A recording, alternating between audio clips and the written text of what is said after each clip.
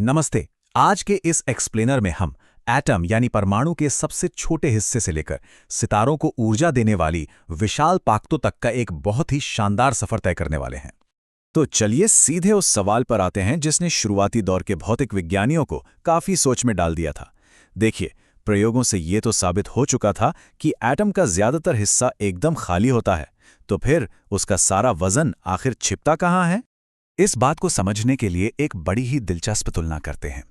Rutherford के alpha particle प्रयोगों से पता चला कि एटम का जो केंद्र है, जिसे हम न्यूक्लियस कहते हैं, वो अविश्वसनीय रूप से छोटा है।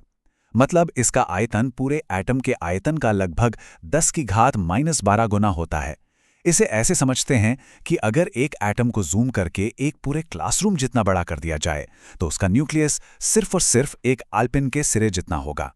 लेकिन यहाँ सबसे बड़ी हैरानी की बात यह है कि इतने छोटे आकार के बावजूद न्यूक्लियस के अंदर एटम का 99.9% से भी ज्यादा द्रव्यमान या मास होता है। पूरा का पूरा वजन उसी एक छोटी सी बिंदु जैसी जगह में पैक होता है। तो ये सब असल में काम कैसे करता है, इसे समझने के लिए आज हम इन 5 चीजों पर नजर डालेंगे। पहला, द टाइनी डेंस न्यूक्लियस। दूसरा, प्रोटॉन, न्यूट्रॉन और आइसोटोप्स। तीसरा, द मिसिंग मास मिस्ट्री। चौथा, द स्ट्रॉन्ग न्यूक्लियर फोर्स। और पांचवां, फिजन, फ्यूजन और एनर्जी। शुरुआत करते हैं हमारे पहले भाग से, द टाइनी डेंस न्यूक्लियस। आइए देखते हैं कि ये 99.9% मास असल में कितनी मजबूती से पैक होता है। जरा 2.3 गुणा 10⁻17 किलोग्राम प्रति घन मीटर, इस नंबर के बारे में सोचिए। ये नंबर लिटरली इतना बड़ा है कि इसकी कल्पना करना भी मुश्किल है। ये न्यूक्लियर मैटर की डेंसिटी को दिखाता है। और दिलचस्प बात यह है कि न्यूक्लियस का साइज चाहे जो भी हो, ये डेंसिटी हमेशा स्थिर रहती है। पानी की डेंसिटी सिर्फ 1000 होती है, तो सोचिए ये उसके मुकाबले कितना ज्यादा है। और मजेदार बात तो ये है कि ये डेंसिटी एक न्यूट्रॉन स्टार के अंदर पाए जाने वाले भारी दबाव के बिल्कुल बराबर है। मतलब इन खगोलीय पिंडों के अंदर का मैटर इतनी बुरी तरह से सिकुड़ जाता है कि पूरा का पूरा तारा ही एक बहुत बड़े न्यूक्लियस की तरह बन जाता है। खैर, अब आगे बढ़ते हैं दूसरे भाग की ओर, प्रोटॉन, न्यूट्रॉन और आइसोटोप्स। तो अब सवाल आता है कि आलपिन के सिरे जितने इस बेहद घने हिस्से के अंदर आखिर होता क्या है? ये टेबल हमें मुख्य खिलाड़ियों के बारे में बताती है। हमारे पास है पॉजिटिव चार्ज वाला प्रोटॉन और बिना किसी चार्ज वाला न्यूट्रॉन। ये दोनों न्यूक्लियस के अंदर ही रहते हैं। और इनके अलावा है बहुत ही कम मास वाला इलेक्ट्रॉन, जो न्यूक्लियस के काफी बाहर चक्कर लगाता रहता है। न्यूक्लियस को लेकर हमारी समझ बहुत तेजी से बदली है। 1896 में जब रेडियो एक्टिविटी की खोज हुई, वहां से लेकर 1932 तक जब जेम्स चैडविक ने न्यूट्रॉन की खोज करके एक बहुत बड़ी पहेली को हमेशा के लिए सुलझा दिया।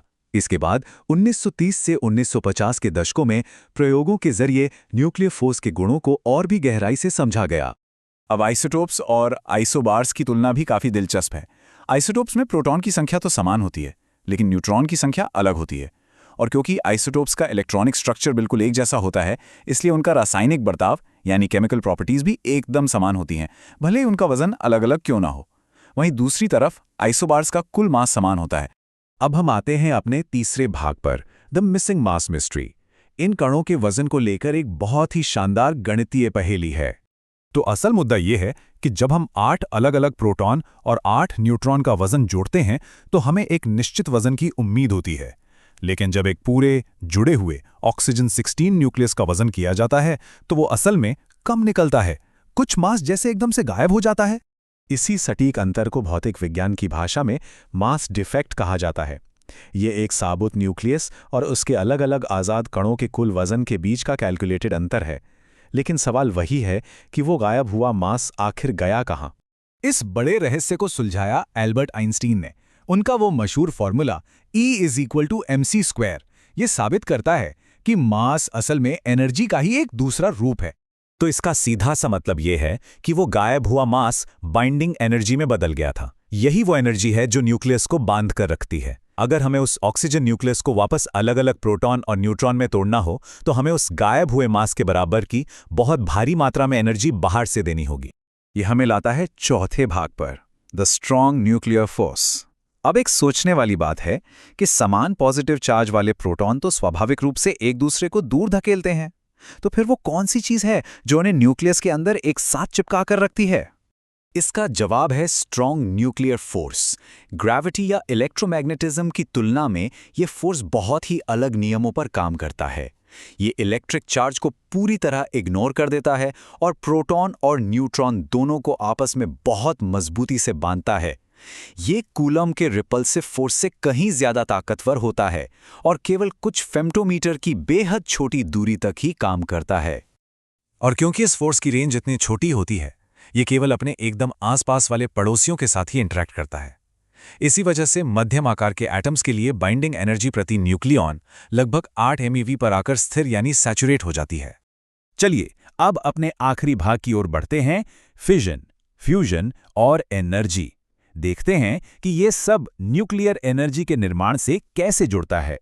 अगर हम फिशन और फ्यूजन को देखें तो एक बात साफ है, जब भी न्यूक्लियस एक ऐसी अवस्था में बदलते हैं जहां उनकी बाइंडिंग एनर्जी प्रति न्यूक्लियॉन ज्यादा हो जाती है, चाहे वो एक भारी न्यूक्लियस के टूटने से हो यानी फिशन, या हल्के न्यूक्लियस के आपस में जुड़ने से हो यानी फ्यूजन, वे हमेशा भारी मात्रा में एनर्जी बाहर छोड़ते हैं। इस चार्ट को देखने पर यह विशाल अंतर एकदम साफ नजर आता है। एक तरफ कोयला जलाने से मिलने वाली एनर्जी है 10⁻7 जूल और दूसरी तरफ यूरेनियम फिशन से मिलने वाली एनर्जी जो कि 10⁻14 जूल है। मतलब न्यूक्लियर स्रोत रासायनिक प्रतिक्रियाओं की तुलना में 10 लाख गुना ज्यादा एनर्जी पैदा करते हैं। ये सच में दिमाग घुमा देने वाला आंकड़ा है। ये सोचना ही अपने आप में अद्भुत है कि विज्ञान में अब तक जानी गई सबसे छोटी संरचनाओं में एनर्जी की सबसे बड़ी क्षमता छिपी हुई है। अगर सिर्फ 1 किलोग्राम यूरेनियम में इतनी विस्फोटक शक्ति हो सकती है, तो जरा सोचिए, इस छोटे से न्यूक्लियस के रहस्यों को गहराई से समझना हमारे ब्रह्मांड के भविष्य को किस तरह आकार देगा। बस इसी एक विचार के साथ हम आज के इस एक्सप्लेनर को यहीं खत्म करते हैं।